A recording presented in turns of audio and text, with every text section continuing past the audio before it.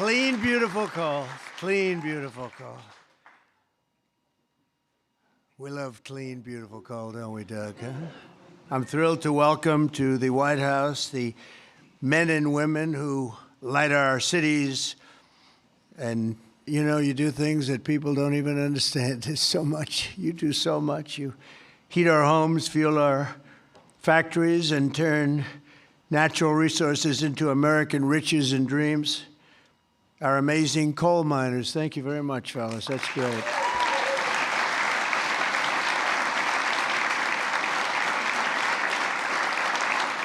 And I know you well. I know you well. I think I get about 97% of your vote. And you wouldn't want to do anything else. You wouldn't switch with a guy who had a beautiful penthouse apartment on Fifth Avenue. You wouldn't switch with that me. That was me. I had a nice, easy life. And now I decided to do this. But you know what? We just hit the highest price in the history of the stock market, $50,000. And a lot of people are getting rich with your 401ks and everything else. So our country is back. We have the hottest country anywhere in the world. So it's pretty cool, right? So I want to just tell you, I really appreciate you being here. You're special people. You got mistreated very badly for a long period of time. But you've never had a better friend in the Oval Office than me, and I'm proud to officially name the undisputed, when did this come out, Mr. Speaker? The undisputed champion of beautiful, clean coal. We have to proceed. Always, I don't use the word coal. You know, it needs a PR job because it had a bad reputation for a while. So we're not allowed to say the word coal anymore. It has to be preceded by beautiful, clean coal, okay? We're cleaning it up. Very good. And we're delighted to be joined by Secretary Doug Burgum, who's done a fantastic job from the great coal mining state of North Dakota. And thanks as well to Speaker of the House, Mike Johnson, a fantastic guy who's doing a great job. Thank you, Mike. EPA Administrator Lee Zeldin. He's our secret weapon. He's getting those approvals done in record-setting time. True. Great Senators John Barrasso and Jim Justice. Thank you very much for being here. Hi, Jim. Been a long time, Jim. You're looking good. Shelley Moore Capito. Thank you, Shelley. Thank you very much, darling.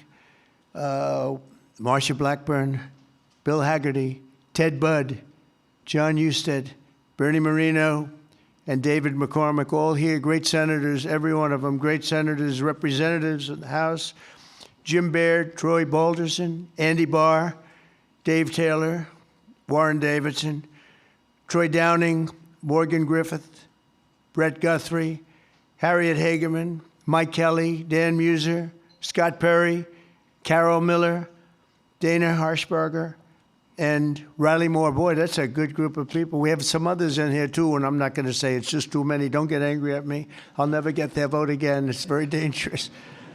I also want to thank the president of the Washington Coal Club, Michael Day, CEO of the National Mining Association, Richard Nolan, along with many of the greatest business leaders in this powerful industry and a great industry it is. But of course, the most important people here today are those who get their hands a little bit dirty to keep America running at full speed, our frontline coal workers. And I'm pleased to report that in the first year of my presidency, real wages for the typical miner increased by more than $2,200. I'd say that's pretty good, right?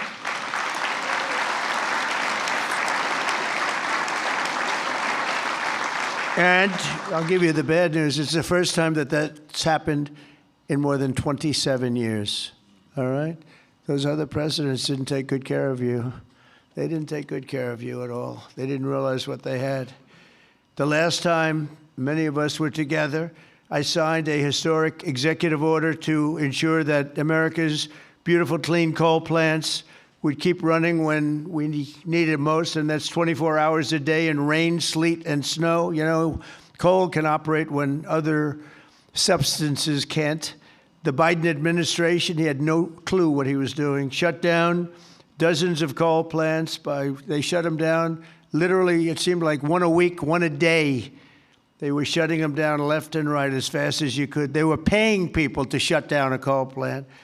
And if we had stayed on the ruinous path, we would have seen mass suffering and rolling blackouts all over the country. We would have had blackouts right now all over the country. We would have had a country that, worse than blackouts, every other thing would have been wrong with it too, with all of the horrible things that took place at our border. And right now our border is 100% secure. First time in the history of our country, actually. And you see it all the time. So instead, when large parts of our country were hit with winter storms, it was coal that kept the power on, and it was coal that never was bothered by cold weather, warm weather. It's never bothered by anything, just keeps on chugging, right?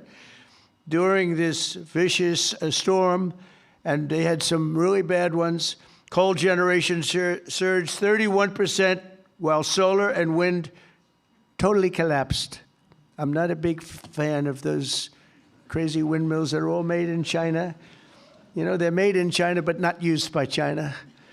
Let's look for a couple of wind farms in China, see if you can find one. They sell us those things for fortunes, but we don't do them anymore. Have we done any this year, Doug? We're not going to do any, hopefully for 4 years in this country. They're losers. They lose. You're supposed to make money with energy, not lose money with energy. And they lose a lot of money.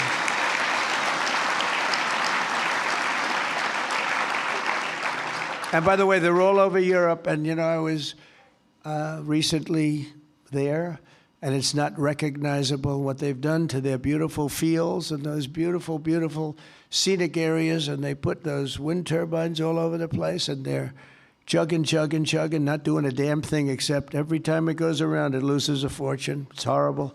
They've lost their way. Not recognizable. And then I wonder why they don't like me over there. But you know who likes me over there? The people like me over there, I can tell you, because they know I'm right.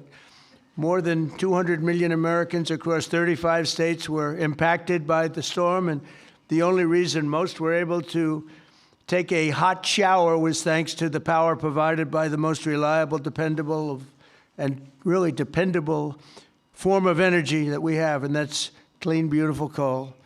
Biden and the radical left wanted to abolish coal. They did everything they could, everything possible. But on day one of this administration, I ended the war on coal. We terminated the Green New Scam, and we withdrew from the unfair, one-sided Paris Climate Accord. That was another beauty we had. We paid $1 trillion. Nobody else had to pay 10 cents. Already I've saved 74 coal power plants from crushing restrictions and closures that would have been forced to shut down in the very immediate future. And today I'm proud to announce that the Tennessee Valley Authority is taking action to save 2 major coal plants in Tennessee. Tennessee Valley Authority.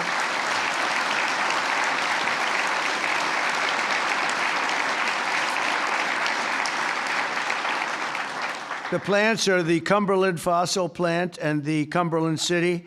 It's in Cumberland City. It's a big, beautiful thing that they just wanted to shut down. You know, the Tennessee Valley Authority has gone in a very stupid, very bad direction. The head of it, it's considered sort of semi-private. It's supposed to be semi-public, but it's semi-private. It's the highest paid government-type official in history. I think they pay them $10 million a year. They're paying them $10 million. I think the Speaker of the House wants to resign and head the Tennessee Valley Authority. And he could do a much better job, I can tell you that. Is that right, Doug? They pay him $10 million a year? Can you believe it? Well, Trump is on the scene now. We're going to make his life miserable. $10 million. I wonder what he got before he got that job. Probably making $150,000, right?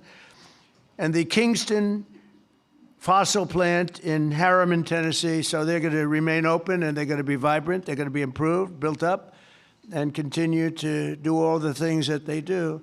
These 2 plants were slated for termination, but we're going to save over 450 jobs by keeping them going and going strong. In addition, I'm directing the Department of Energy to issue funds to coal plants in West Virginia, Ohio, North Carolina, and Kentucky to keep them online and keep those plants open.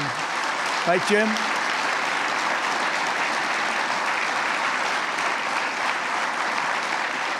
And very importantly, we're also bringing our coal mines roaring back to life. Under 4 years of the Biden administration, Sleepy Joe, not a single permit was approved for a new coal mining project. Think of it. 4 years, not one permit. They were all being disapproved, actually. So not a single permit was approved. I didn't know that. But in 1 year of Trump, we've already approved over 70 permits for very big, very powerful mines that are going to be with us for many, many years to come. And we did that over the last 30 days. We did more than half of them because we have the system going now. It's a very reliable source, great source. If you look at some of the most prosperous places in the world, they run on coal. Since I took office, coal production is up by nearly 4 million tons a month after falling for decades. I mean, literally decades. Coal power generation is up by nearly 15% in my first year, and that number is going to be about 25 or 30% this coming year, at least. These pro-American energy policies are bringing energy prices way down. You see what's happening even with gasoline. I was in Iowa last week, and it was $1.85 a gallon. And many of them are $1.99 and $1.91 I saw. We have them under $2 a gallon now. A little while ago, just a year and a half ago, they were at $3.50, $4, $4.50. In California, $7 because of its crazy taxes.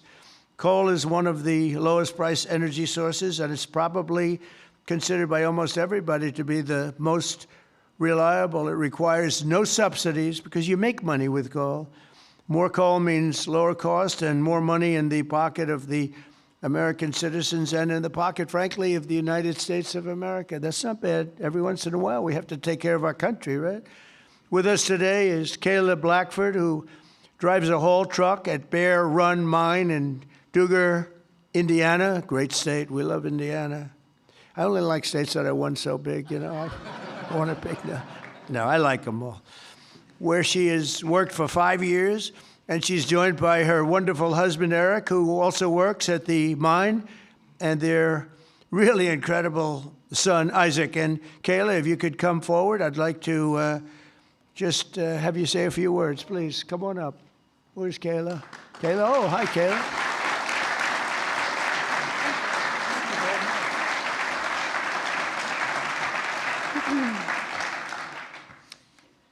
Thank you, Mr. President.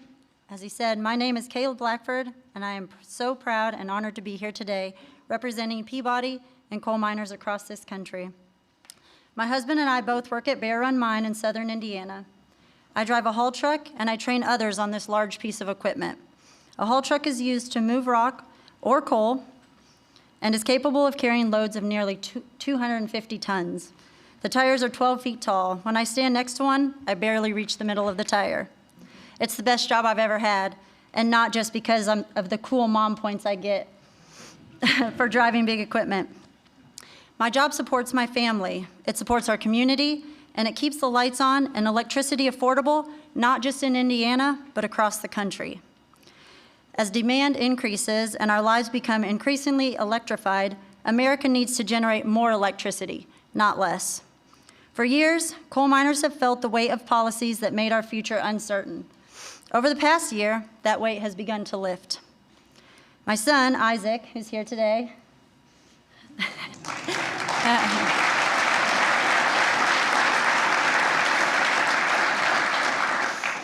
has friends whose parents also work at Bear Run. And when you grow up seeing huge mining equipment from the road, like Isaac and his friends do, you dream about the day when you get to run that equipment. When a mine closes, families don't just lose their jobs. They're often forced to leave their communities, their schools, and their support systems behind. The common sense policies to keep coal plants running implemented by this administration mean that my husband and I can keep working, stay where we are, and continue raising our son in our community that we call home. And the impact is even greater than that because you, Mr. President, have single-handedly kept utility prices affordable, the lights on, and our jobs alive. We are real people under these hard hats. On behalf of America's coal miners, thank you, Mr. President, for recognizing the value of coal and the value of the people who power this industry every day. Thank you, Thank you so much. So nice to meet you. Thank you very much for all of you.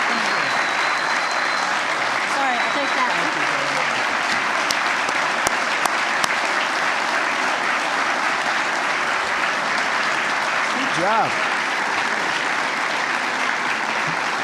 She did a good job, right? Look at the boy. He's so proud of Mom, huh? Did a good job? Couldn't do better, right?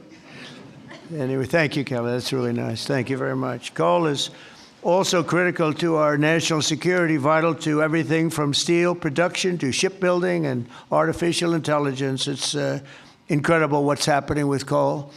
And it's also incredible how clean they're able to keep it now with all of the new techniques. By using it, they're able to do things environmentally that are amazing. You see that. That's why I'm also pleased to announce that in just a moment, I will sign an executive order that directs the Department of War to work directly with coal plants on the new power purchasing agreements, ensuring that we have more reliable power and stronger and more resilient grid power. And we're going to be buying a lot of coal through the military now, and it's going to be less expensive and actually much more effective than what we have been using for many, many years.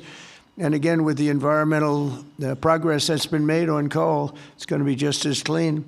As some of you may know today, February 11th is Thomas Edison's birthday. There could be no better way to honor the legacy of the man who lit the world. Did you know that? The man who lit the world, Isaac. Do you know that? You ever hear of Thomas Edison? A little before your time, slightly. But then to reaffirm our commitment to American energy independence and the American energy dominance. We're going to be dominant, and we are dominant right now. We have a new group of people that we're very close to, become very close to, and that's called Venezuela, where we're taking in this case, oil. We had 50 million barrels of oil that we have floating right now to Houston to be refined, and we're getting energy from all different sources. And so oil and gas is fantastic. So many of them are so good, but we're not going to use the bad ones. America is now the #1 energy producer in the world. We are by far #1. In fact, we're very soon going to be #1 by double what #2 is. And under our leadership, we're becoming a massive energy exporter. In just the past few months, we've made historic trade deals with Japan, Korea, India, and others to increase our coal exports dramatically. We're now exporting coal to all over the world, and the quality of our coal is supposed to be, I'm not an expert in coal, but I've been very good to the people that are. The quality of our coal is supposed to be the finest anywhere in the world. From West Virginia to Wyoming, from Ohio to Montana, and all across the country, we're lifting up our hardworking American miners like nobody has ever done before. We're bringing down costs of American consumers, and together we're making the most of the magnificent land that God gave us to rebuild the greatest economy and the greatest nation in the history of the world. Another one of my favorite words is the word tariff. You know, tariff is I know they want to hear that little story. I used to say it's my favorite word. They said, what about God? What about religion? What about family and your wife, your children? So now I make it my 5th favorite word. Oh, you have no idea. I suffered.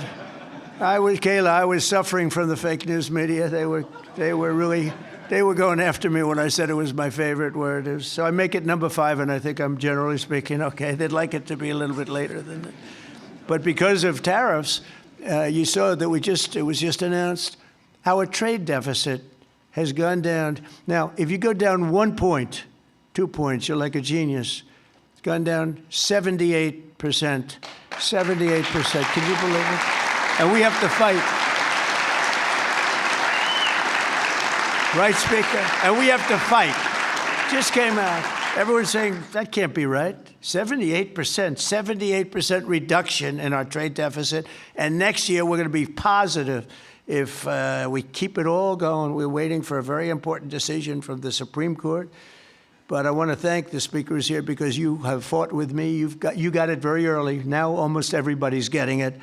But it's numbers that we've never seen. The other thing is breaking 7,000 on the S&P, and very importantly, 50,000 yesterday. 50,000 we broke on the Dow. And if you remember, when I won, they said if he could ever produce 50,000 by the end of his 4th term, by the end of his 4th year, it would be unbelievably successful. Well, we produced 50,000 in excess now, went up today, in excess of 50,000 at the end of my first year. So that's some difference. And that's because of tariffs. So we're doing numbers that nobody thought were possible. The economy is rich. I tell the story that in Saudi Arabia, the king said, you know, sir, a year and a half ago, we were all saying you were a dead country, and now you have the hottest country anywhere in the world. That's true. We're the hottest country anywhere in the world, and a lot of reasons. So once again, I'd like to thank you for the tremendous honor of being here, and especially these gentlemen in the front row and a couple of you in the second row. What happened to the guys in the second row? They couldn't make it to the front. What's wrong with them? They don't shovel it as well, right? But I want to thank you and invite the chairman of our National Coal Council, Peabody Energy CEO, which is a great company, by the way, Jim Grech, to come up and say a few words. Please, Jim. Thank you very much.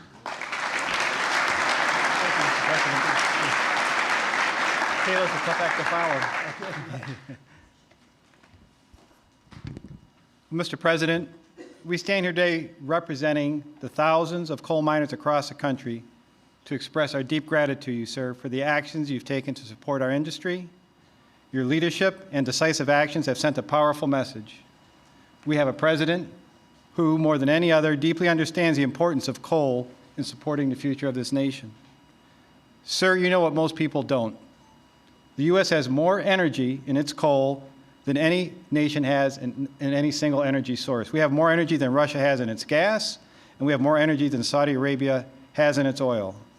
Yet before you, sir, presidents were afraid to allow coal to help keep electricity abundant and low cost. And Mr. President, that changed with you. We saw the impact of your wise policy in real time during the recent winter storm as temperatures plunged and demand surged. The coal plants you directed to keep open provided the stability and resilience that the grid needed. And today, thanks to your leadership, sir, we are working with your administration on the potential to build new coal-fueled power plants and having coal emerge as a source of rare earth elements and critical minerals that are essential for our national security and economic future. And because of you, sir, the mining towns that once feared for their futures are seeing new investment, renewed optimism, and a sense of pride restored. Families feel more secure, local businesses are growing again, communities that had been written off are reinvigorated. For the thousands of workers across this industry, your support has meant more than policy, sir. It has meant dignity, stability, and the recognition that their work matters in making America great again. So, sir, Mr. President, on behalf of Michael Day, the chairman of the Washington Coal Club, and all the coal miners across our great country, I'd like to ask there's some executives and coal miners that are going to join us on stage, and we are going to present you an award, sir. Oh, that's great. Thank you very much. Thank you.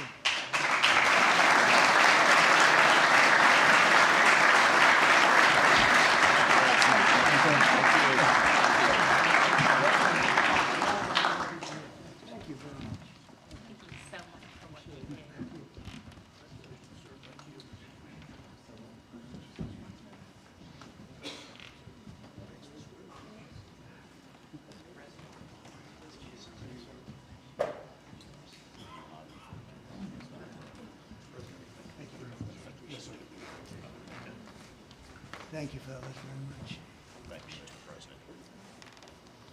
Sir, to show our appreciation, the trophy says the undisputed champion of beautiful, clean coal. Thank you, sir.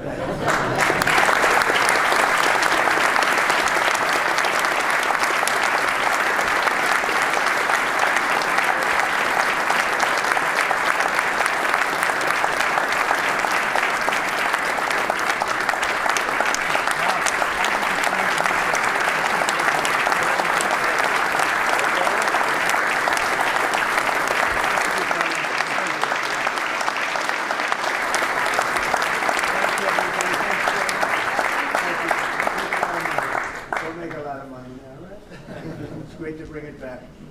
You were treated very badly, and now you're treated really well. Thank you very much. Thank you, everybody, very much. Appreciate it. People, thank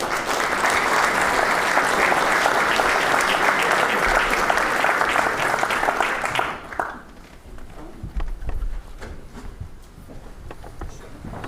We don't use auto pens. There's no auto pen.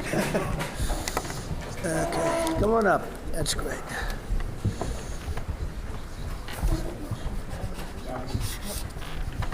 Down, please.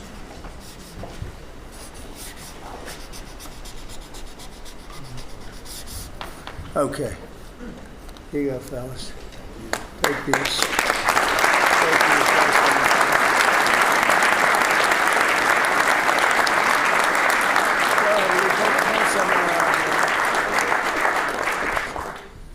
There you go.